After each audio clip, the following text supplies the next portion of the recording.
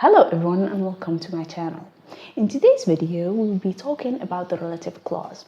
What is the relative clause, its definition, and how to use it in a sentence. And by the end, I will talk about the pronouns that you need to use and the adverbs. But before we start, don't forget to hit like and subscribe to our channel for more English learning videos. And let's get started. Let's start first by the definition of the relative clause. The relative clause is a dependent clause, which means that it can't have a meaning on its own. It needs to complete the main clause. And when I say the main clause, specifically it's the noun. And generally it begins with a pronoun, a relative pronoun, or an adverb. Now that we talk about what is a relative clause, let's talk about the types of relative clauses. We have the first one is the restrictive clause, and this one provides essential information about the noun. So if we take off this clause, the sentence loses its meaning. Let me give you an example. The book that you lent me was fascinating. Here the relative clause is that you lent me, and here we are specifying which book that we are talking about. The second type I'm going to talk about is non-restrictive, non-defining relative clause.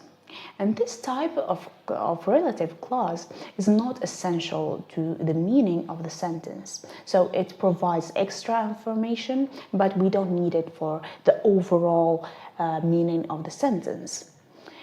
And to differentiate between this one and the other one, this one has commas.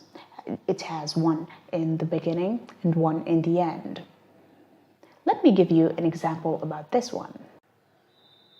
My brother, who lives in New York, is visiting us next week. The relative clause here is who lives in New York. You see, we added comma in the beginning and in the end. If we take off this sentence or this clause, the meaning doesn't change, but it adds extra information about my brother. Now let's talk about the relative pronouns. We start by who. Who refers to people or one person. Let me give you an example. The woman who helped me was kind. Here the relative clause is who helped me. And remember, this is a restrictive clause because it adds to the meaning of the sentence. The second one is whom, and this one also refers to people or one person. What is the difference between whom and who? Whom is used when we want to refer to the object of the sentence, and we use who when we want to refer to the subject of the sentence. Let me give you an example. The person whom I called was not available. Here we used whom. Let me explain to you how to differentiate between whom and who. Let me give you another way of saying the sentence. The person, or I called the person. Here the person is the object of the sentence and not the subject. The subject here is I and the object is the person. That's why when we use the relative pronoun, we use whom and not who. Next we have whose, and whose here refers to the possession. Let me give you an example.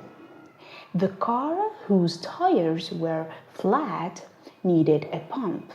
Here we are saying that the tires belong to the car. Next we have which, and which refers to things or animals. Let me give you an example. The book which I borrowed is interesting.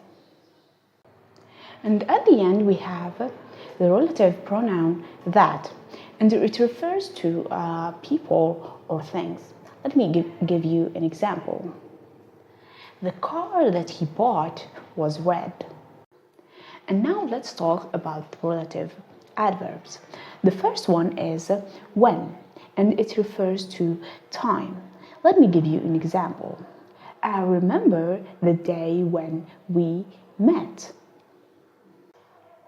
The second one is where, and it refers to a place. Let me give you an example.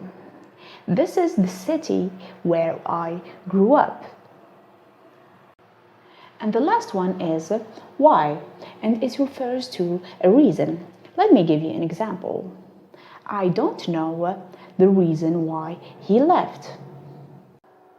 So this was all for today's video. If you have anything that you want to add, don't forget to put it in the comment section down below. And thank you for watching.